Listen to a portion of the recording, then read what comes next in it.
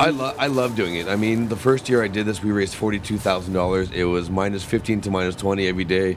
Probably one of the toughest weeks of sleeping outside I've ever experienced.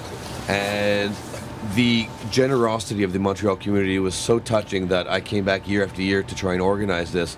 And one of my reasons doing it is I want to get more people involved. If I can get 1 or 2 or 3 more people to sleep outside for at least one day, it changes their perspective on the homeless community. They become more empathetic.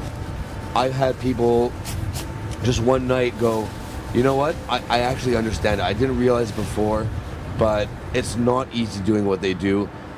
And I know that they're more empathetic for the rest of their life, and that's what we want to do. It's the long-term awareness that is more valuable than the short-term change. I'm not saying the short-term change isn't very good, because it's very necessary, but if you can take home the feeling of what it's like to be homeless, it's going to stick with you for the rest of your life.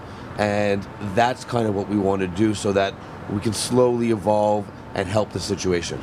Only with your help can we reach our goal of $30,000 and slowly put an end to homelessness and poverty in Montreal. This is Josh Redler, 5 Days Looking for the Homeless Montreal, taking it from the curb.